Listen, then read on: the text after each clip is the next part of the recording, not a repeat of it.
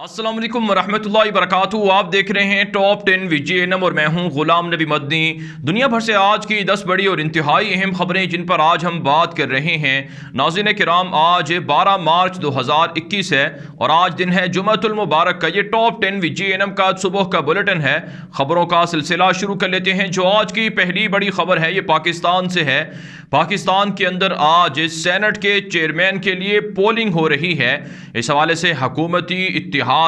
पुरुमीद है कि उनके चेयरमैन सादिक संजरानी जीत जाएंगे, जबकि अपोजिशन जमात के मुश्तरका उम्मीदवार यूसुफ रजा गिलानी भी उम्मीदवार हैं और उन्हें भी उम्मीद है कि वो इंतखाबात जीतेंगे, वो चेयरमैन बन जाएंगे। लेकिन बहरहाल लाज़मी काम, जिस तरह से सेनेट के इलेक्शन के अंदर अपसेट हुआ, इसी तरह से एक और बड़ा अपसेट हो सकता है और ये भी तवक्को है कि मौजूदा जो अपोजिशन इत्तिहाद है उनको शिकस्त हो सकती है। लेकिन बहरहाल लाज़मी काम, ऐसे में जो सेनेट का इंतखाब है जो आज हो रहा है, जिस वक्त मैं वीडियो रिकॉर्ड कर रहा हूँ उसके बाद बाकायदा पोलिंग का आगाज़ होने जा रहा है। तो ऐसे मौके पर गुज़श्ता रात को जो लंदन के अंदर मफरूर हैं मियाँ नवाज शरीफ, जो पाकिस्तान की अदालत से सर्टिफाइड मुजरिम हैं, उनका एक बयान सामने आया है जिसमें जनरल बाजवा को, जनरल फैज़ हमीद को और अफवाज पाकिस्तान को टारगेट किया गया है कि जानबूझकर उनकी बेटी मरियम नवाज को टारगेट किया जा रहा है और उन्हें कुचलने की धमकियां दी जा रही हैं। नाज़रीन काम, अफवाज पाकिस्तान वतन अजीज़ के इस्तेहकाम के लिए कोशिशें कर रही है, ऑपरेशन कर रही है, जाने कुर्बान कर रही है। ऐसे में सियासतदानों की जानिब से सियासी मफादात की खातिर इल्ज़ाम तराशी ये वतन अजीज़ के मफाद में भी नहीं है और ना ही अफवाज पाकिस्तान को ये इल्ज़ाम तराशियाँ बर्दाश्त करनी चाहिए और ऐसे सियासतदानों के खिलाफ क्रैकडाउन करना चाहिए, उन्हें सज़ा देनी चाहिए। इसके अलावा नाज़रीन काम, एक और खबर पाकिस्तान से सामने आ रही है कि टिकटॉक को बैन कर दिया गया है पाकिस्तान के अंदर। आप जानते हैं टिकटॉक के ज़रिए से फहाशी, उर्यानी और जो नौजवान नस्ल के अंदर बेहुदा हरकतें हैं उनको प्रमोट किया गया। लेकिन बहरहाल जितनी भी जदीद एडवांस टेक्नोलॉजीज़ हैं उनका इस्तेमाल होना चाहिए, उसके लिए रूल्स होने चाहिए, उसके लिए कवानीन होने चाहिए और उन कवानीन की अगर कोई खिलाफ वर्जी करे तो क्रैकडाउन होना चाहिए। मुस्तकिल तौर पर या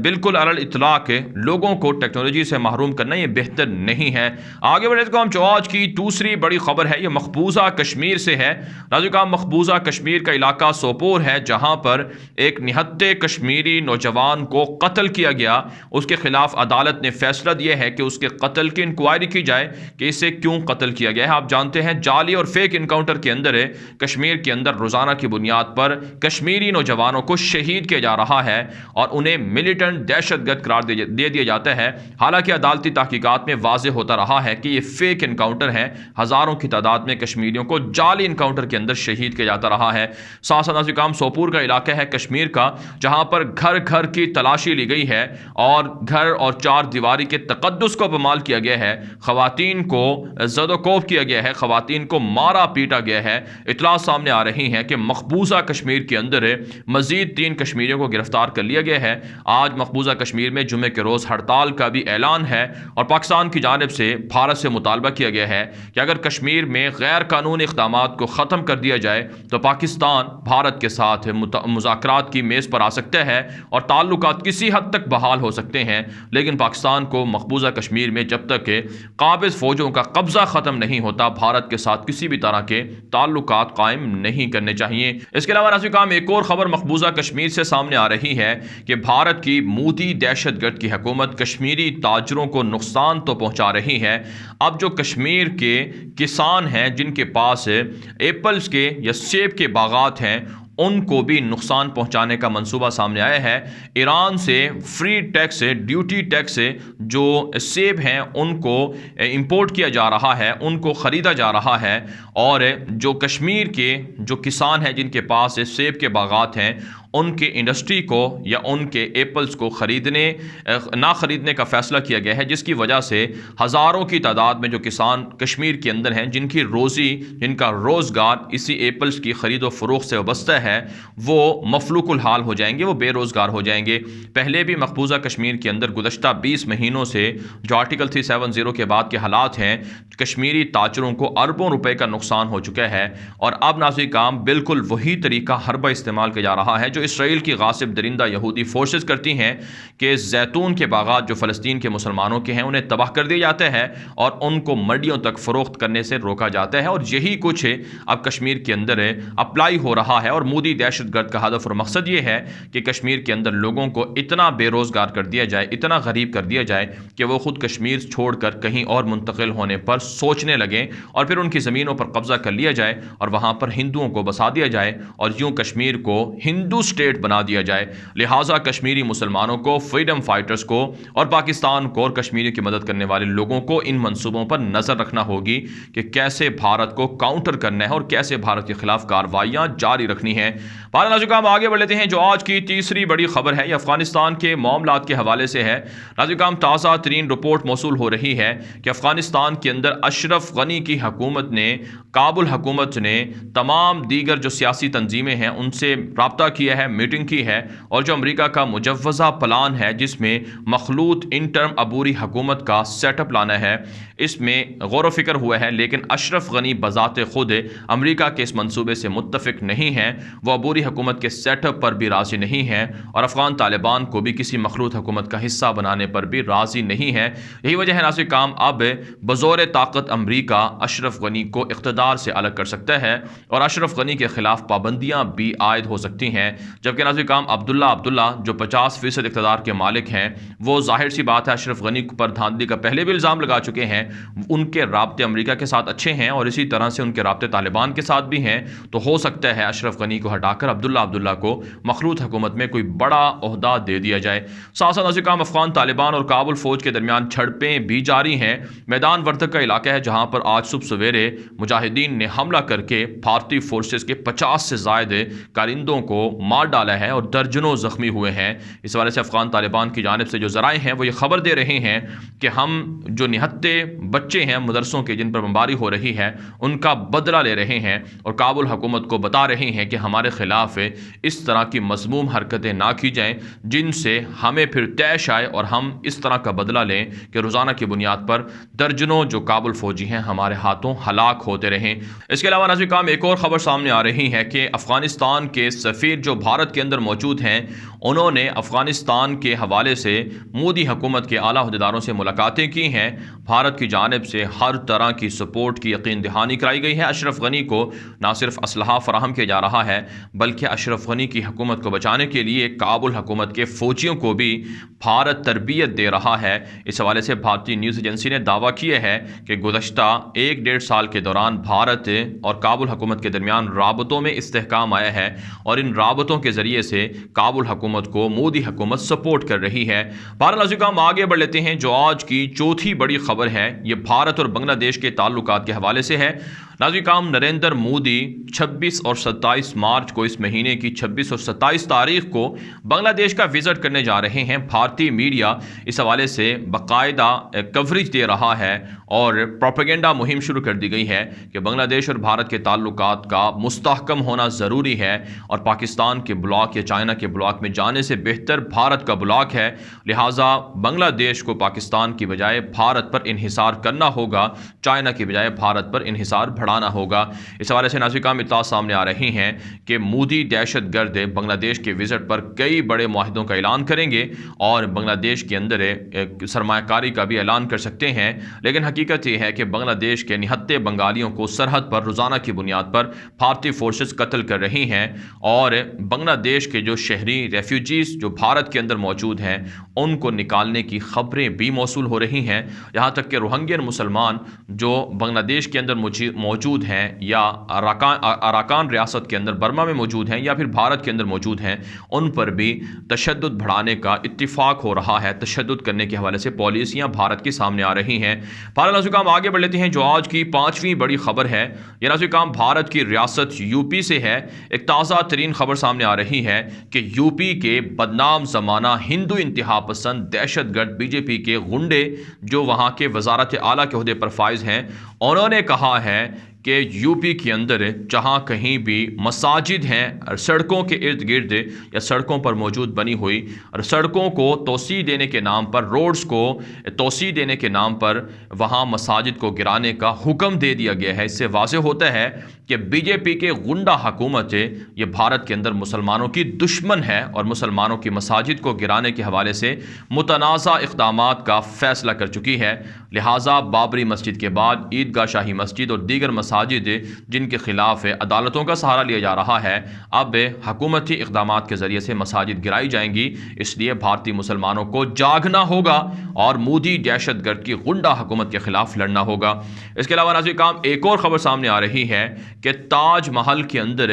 3 ہندو انتہا پسندوں نے ہندوانہ رسومات ادا کی ہیں۔ اس کے بعد اطلاعات یہ ہیں کہ ان 3 ہندو لوگوں کو گرفتار کر لیا گیا ہے۔ مسلسل تاج محل اور دیگر جو مسلمانوں کی بنائی ہوئی جو تاریخی بلڈنگز ہیں، عمارتیں ہیں، مساجد ہیں، ان میں ہندو انتہا پسندوں کے حملے ہو رہے ہیں۔ اس لیے اپنی شناخت کو بھارت کے مسلمانوں نے اگر بچانا ہے تو مودی دہشت گرد کے خلاف باہر نکل کر لڑنا ہوگا۔ آگے بڑھے کو ہم جو آج کی چھٹی بڑی خبر ہے یہ متحدہ عرب امارات اور اسرائیل کے تعلقات کے حوالے سے ہے۔ ناظرین آپ جانتے ہیں اسرائیلی وزیر اعظم کا دورہ یو اے ای کل کینسل ہو چکا ہے، لیکن نیتن یاہو نے فون پر متحدہ عرب امارات کے ولی عہد محمد بن زائد سے بات چیت کی ہے، اور اس ملاقات کے بعد اس فون پر ڈسکشن کے بعد یو اے ای کی جانب سے اعلان کر دیا گیا ہے کہ $10 ارب سے زائد کی انویسٹمنٹ یو اے ای اسرائیل کے اندر کرے گا، جس سے باہمی تعلقات کو، انویسٹمنٹ کو بڑھایا جائے گا اور مختلف پروجیکٹس کو ترقی دی جائے گی۔ ناظرین کرام یو اے ای $10 ارب اسرائیل کو دے رہا ہے اور اسرائیلی کمپنیاں متحدہ عرب امارات کے اندر ٹھیکے اور پروجیکٹس حاصل کر رہی ہیں، لیکن ناظرین کرام یو اے ای کو یہ شرم آنی چاہیے کہ فلسطینیوں کے خلاف روزانہ جو حملے ہوتے ہیں، مسجد اقصی کو گرانے کے لیے مسلمانوں کو جمعے کے اجتماع سے روکا جاتا ہے، یہ سارے مظالم ہو رہے ہیں، اس کے باوجود متحدہ عرب امارات کس طرح سے اسرائیل کے اندر انویسٹمنٹ کر کے یہودی حکومت کو سپورٹ کر رہا ہے۔ اس حوالے سے امت مسلمہ کو اپنا کردار ادا کرنا چاہیے۔ آگے بڑھے کام جو آج کی 7ویں بڑی خبر ہے یہ ناظرین کام ایران، اسرائیل اور امریکہ کے تعلقات کے حوالے سے ہے۔ ناظرین کام جو بائیڈن کی حکومت کی جانب سے پہلی مرتبہ ایران کے ساتھ ہے جو اسرائیل کے یا امریکہ کے تعلقات ہیں، ان پر ایک بڑی میٹنگ ہوئی ہے اسرائیلی اور امریکی حکام کے درمیان۔ یہ ورچوئل ملاقات تھی، ورچوئل میٹنگ تھی۔ اس ملاقات کے اندر اسرائیل اور امریکی حکام نے جائزہ لیا ہے، غور و فکر کیا گیا ہے کہ ایران کے ساتھ جوہری ڈیل کی جائے یا نہ کی جائے، ایران کے ساتھ کس طرح سے مشترکہ طور پر سخت جو پریشر ہے وہ ڈالا جائے۔ اور ناظرین کرام ایک خبر میں یہ بھی انکشاف ہو رہا ہے کہ امریکہ اور اسرائیل نے اس بات پر اتفاق کر لیا ہے کہ شام کے اندر جتنے بھی ایسٹس ہیں یا جتنے بھی ٹھکانے ہیں ایرانی جنگجوؤں کو، ان پر بمباری کی جائے گی۔ ساتھ ساتھ ناظرین کرام ایران کی نیوز ایجنسی دعویٰ کر رہی ہے کہ ایرانی حکام نے کہا ہے کہ اگر امریکہ ہمارے خلاف لگی پابندیوں کو ختم کر دے تو ہم جوہری ڈیل اور مذاکرات کی میز پر آ سکتے ہیں اور امریکہ اور اسرائیل کے ساتھ مذاکرات ہو سکتے ہیں، بات چیت ہو سکتی ہیں۔ ایک اور خبر ناظرین کرام جو سامنے آ رہی ہے کہ ایران کی جانب سے یمن کے اندر حوثیوں کے خلاف جو کریک ڈاؤن ہے یا جو بمباری ہے، جس کے نتیجے میں حوثیوں کے درجنوں کارندے ہلاک ہوئے ہیں اور حوثیوں کے ٹھکانے تباہ کر دیے گئے ہیں، اس پر تنقید کی گئی ہے۔ ایران نے کہا ہے کہ سعودی عرب کو جاگ جانا چاہیے کہ وہ یمن کے اندر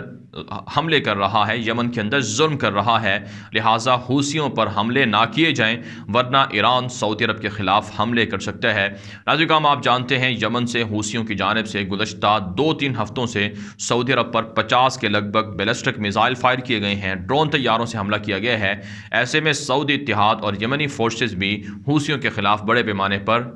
یمن کے اندر کارروائیاں کر رہی ہیں۔ بہرحال ناظرین کرام آگے بڑھ لیتے ہیں جو آج کی 8ویں بڑی خبر ہے یہ ترکی سے ہے۔ طیب اردگان کی جانب سے ایک اعلان کیا گیا ہے کہ کرونا وبا کے دوران دنیا بھر کے 157 ممالک اور 10 سے زائد بڑی تنظیموں کو ترکی نے مدد فراہم کی ہے۔ ترکی بالخصوص جو غریب ممالک ہیں افریقہ کے، ان کو کرونا ویکسین کی فراہمی، ماسک کی فراہمی، وینٹیلیٹرز اور جدید ترین طبی جو ساز و سامان ہیں ان کو فراہم کرتا رہا ہے، جس سے ترکی کی دنیا کے اندر انسانیت دوستی واضح ہوتی ہے۔ لہٰذا یورپ ہمیں یہ جو تانے دیتے ہیں کہ انسانیت ہمارے ہاں نہیں ہے، آزادی نہیں ہے، یہ تانے دینا ہمیں بند بند کر دے۔ دنیا کے اندر سب سے زیادہ کرونا وبا کے دوران جو امداد کی گئی ہے، جو مدد کی گئی ہے، جو تعاون کیا گیا ہے، وہ ترکی کی جانب سے کیا گیا ہے۔ ساتھ ساتھ ناظرین کام ترکی کے وزیر خارجہ چاوش اوغلو نے کہا ہے کہ خلیجی ممالک کے ساتھ ترکی اپنے تعلقات بہتر کرنا چاہتا ہے، لیکن خلیجی ممالک کو بھی اردگان کے خلاف ہے جو پالیسیاں ہیں انہیں ترک کرنا ہوگا، اور ترکی کے خلاف جو معاندانہ پالیسیاں ہیں ان کو ترک کرنا ہوگا۔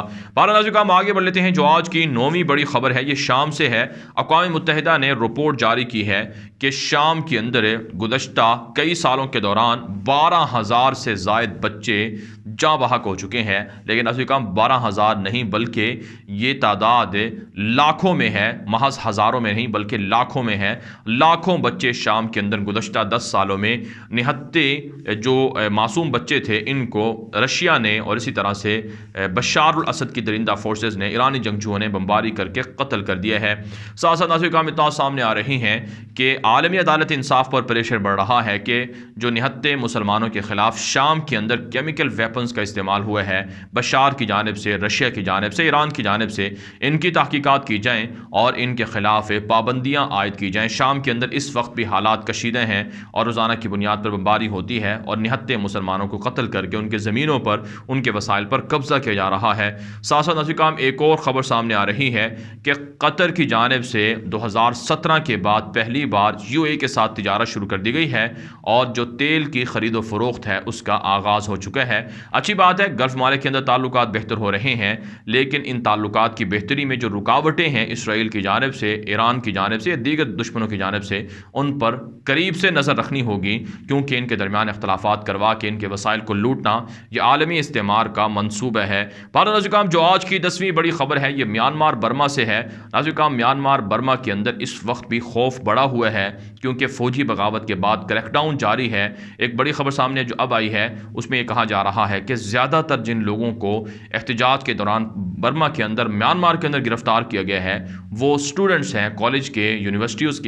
کے جو اسٹوڈنٹ ہیں ان کو گرفتار کیا جا رہا ہے اور روزانہ کی بنیاد پر ان کو مارا بھی جا رہا ہے۔ جیلوں کے اندر گرفتار جو لوگ ہیں ان پر تشدد کیا جا رہا ہے، لیکن دنیا برما کے جو فوجی بغاوت ہے اس کو ختم کرنے میں تاحال ناکام رہی ہے۔ بہرحال ناظرین دنیا بھر سے آج کی 10 بڑی خبریں، ان خبروں کے حوالے سے آپ کی کیا رائے ہے؟ اپنی رائے کامنٹ کے ذریعے سے ضرور ہم تک پہنچائیں۔ مزید خبروں کے لیے آپ ہمارے ٹویٹر اکاؤنٹس دنیا میرے آگے، غلام نبی مدنی اور ہمارے نئے فیس بک پیج غلام نبی مدنی کو فالو کر لیں۔ آج کے لیے اتنا ہی، اجازت دیجیے، اللہ حافظ۔